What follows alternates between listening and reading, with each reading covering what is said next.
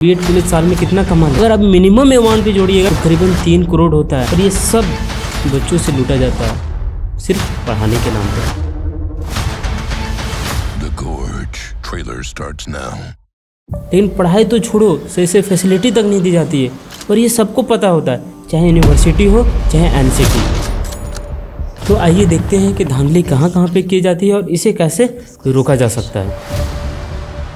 देखिए, सबसे बड़ा धांधली होता है फीस को लेके। मुझे ये समझ में नहीं आता है कि जब एनसीटी और यूनिवर्सिटी सारे नियम कानून बना सकते हैं, लेकिन जो सबसे इम्पोर्टेंट चीज़ है फीस को लेके, उसे क्यों कॉलेज के मालिकों पे छोड़ देते हैं। आपको ये जानकर हैरानी होगी कि इस साल बीएड का सीट 2 लाख में बिका है, खुद अपनी आंखों से देखा है। अब मैं यूनिवर्सिटी से पूछना चाहता हूँ कि जब आप सारे नियम कानून बना सकते हैं तो फिर फीस का क्यों नहीं बनाते हैं? क्यों कॉलेज के मालिकों को मनमानी करने देते हैं? आपको पता होगा या नहीं, पर मुझे पता है कि किस तरह से हर कॉलेज बच्चों से लूटने का काम होता है। सिर्फ जैसे अगर आप काउंसलिंग करवाते तो आपका फ़ी होगा 1,70,000 और अगर आप ओपन राउंड में आते हैं तो आपका फ़ी डायरेक्ट हो जाएगा 2 लाख। अब ऐसा क्यों सीधा 2 लाख? यानी अब मुझे ये नहीं समझ में आ रहा है कि जब आप काउंसलिंग करवा के आते हैं तो आपका फ़ी होता है 1,70,000 और अब आप डायरेक्ट ओपन राउंड में आते हैं तो आपका फ़ी हो जाता है 2 लाख।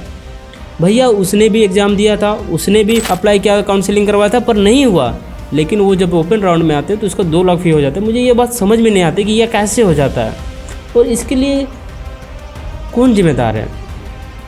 अब मैं ये अपने मन से नहीं कह रहा हूँ, इस बार की फ़ी में इतना लिया गया है 2 लाख। अगर आपको यकीन ना है तो आप बच्चों से पूछ सकते हैं कि आपका इस बार फ़ी कितना लिया गया है ओपन राउंड में। ये तो था फ़ी को लेके। अब बात करते हैं एडमिशन के, लेकिन एडमिशन में कैसे लूटा जाता है।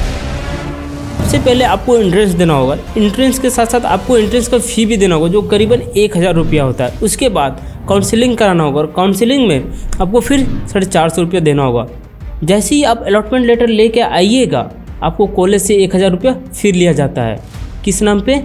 एडमिशन फॉर्म के नाम पे, जिसकी वाकई में 10 रुपया भी कीमत नहीं होती है, लेकिन आपसे 1,000 रुपया लिया जाए। यानी अब तक आपने 2500 रुपया दे दिया, लेकिन आपको तुरंत एडमिशन के टाइम 1,70,000 के हिसाब से आपको 40,000 रुपया तुरंत मांगा जाएगा।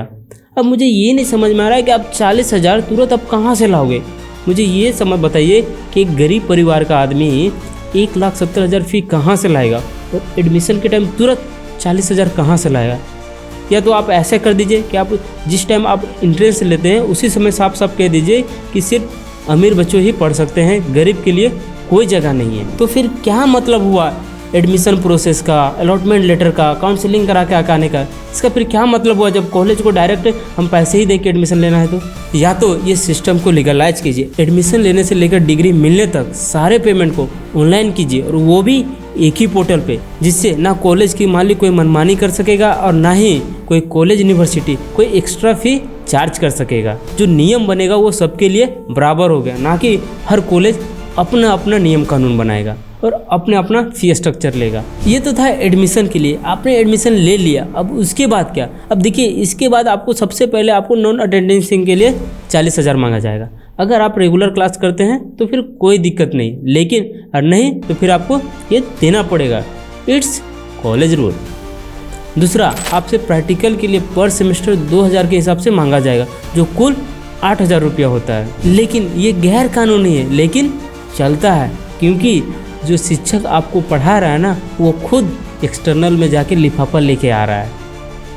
इसीलिए मैं उन शिक्षकों से हाथ जोड़ के निवेदन करना चाहता हूँ कि प्लीज़, अगर आपकी सैलरी कम है, अपने मैनेजमेंट से लड़कर सैलरी लीजिए, लेकिन ऐसा नहीं कीजिए।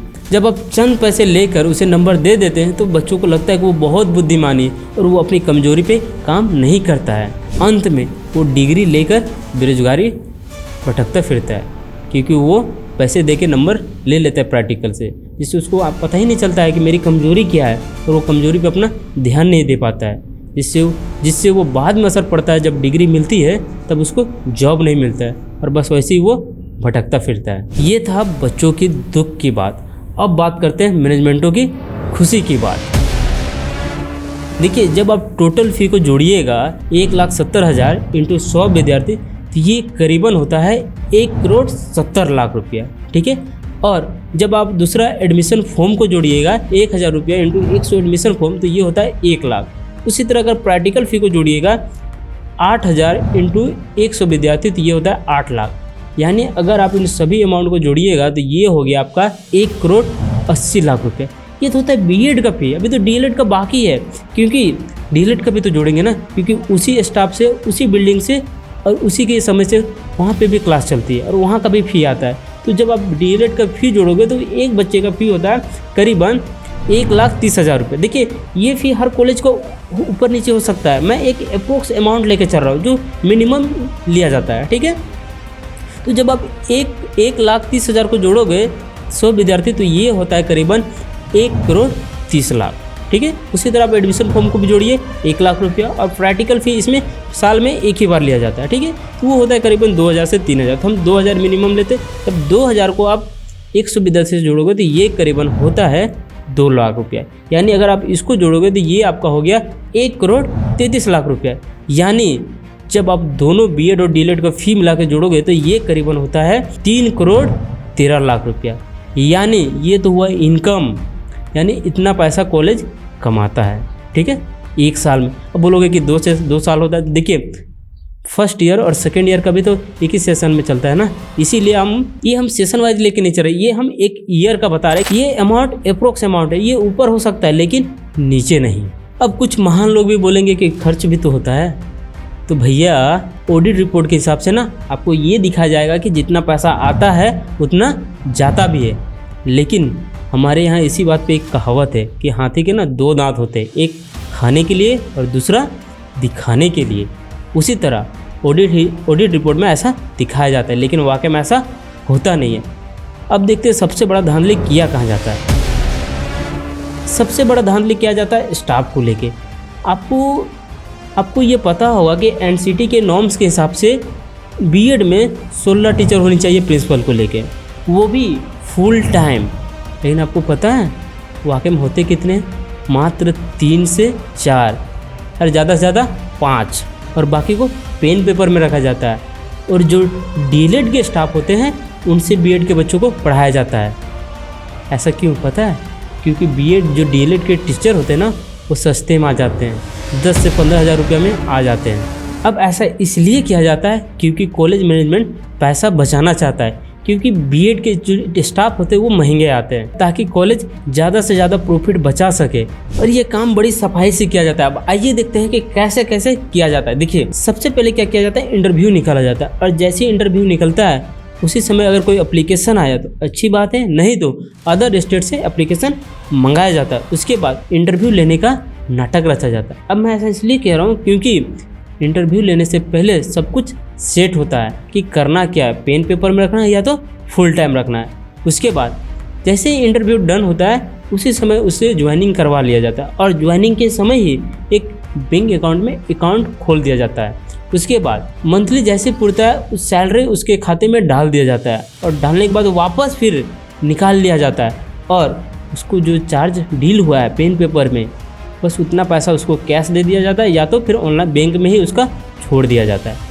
इस तरह से सारे टीचर स्टाफ का पैसा लोग मैनेजमेंट खुद खा जाता है और बच्चों के भविष्य के साथ खिलवाड़ करता है। अगर आप इसे रोकना चाहते हैं तो एनसीटी और यूनिवर्सिटी से मेरा निवेदन है कि आप एक ऐसा पोर्टल तैयार कीजिए जिसमें हर टीचर की बायोमेट्रिक अटेंडेंस बन सके, वो भी इन और आउट, और वो भी ऑनलाइन।